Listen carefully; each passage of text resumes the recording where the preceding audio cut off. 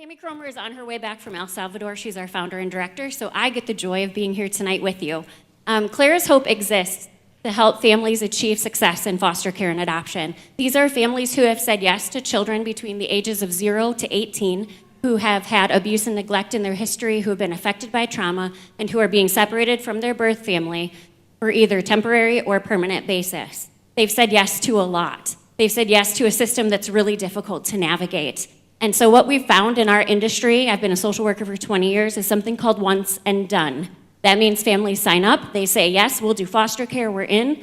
They take one placement, and then they never do it again because of how hard it is, how alone they are, how difficult it is to advocate for the children that are in your care within the system.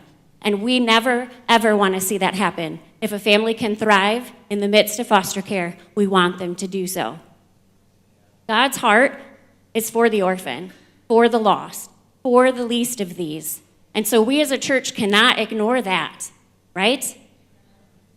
So if we can help a family be whole, we can help a child begin to heal, and we can provide opportunity for them to get to know Jesus Christ. We can provide opportunity for their birth parents to get to know Jesus Christ. And that ultimately is our goal as Clara's Hope, that every person have the chance for the hope of eternal glory. That's what we're about.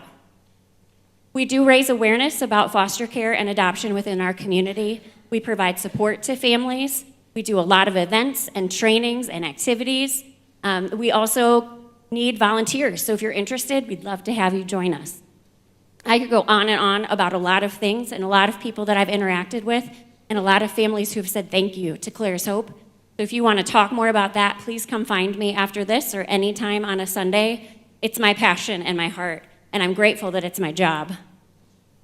So as you can see, in 2019, we did hire a part-time administrative assistant, which has been wonderful because that gets me out in with families more often instead of being in the office doing the administrative tasks.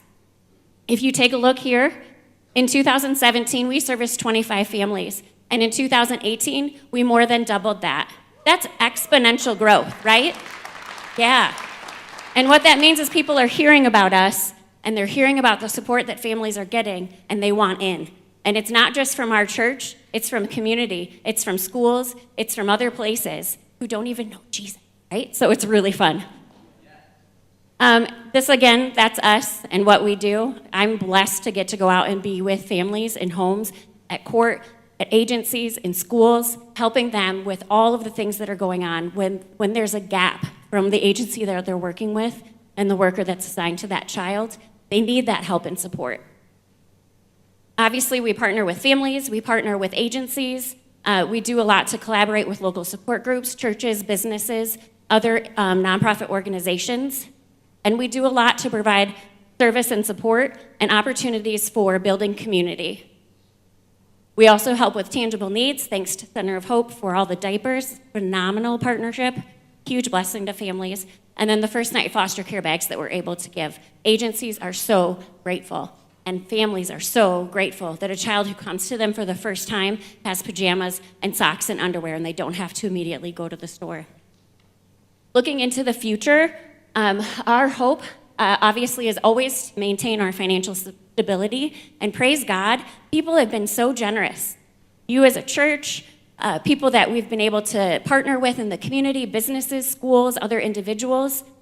We are so thankful for the initiative of It's a Wonderful Life and how that has funded a huge part of our budget line item for therapy. Therapy is a big deal for a child affected by trauma, for a parent that's dealing with a child affected by trauma. It's a big, big deal.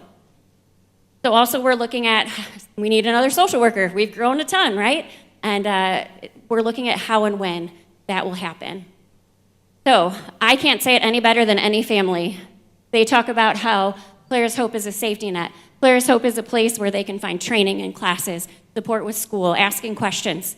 They say Clara's Hope pursues ways to bless foster and adoptive families just because, just to show love, to show that there are people out there who care and desire that foster and adoptive families cannot just survive, but thrive. We want families to thrive. Thank you. Thanks, Sharon. Jeff Walsh, you turn your microphone.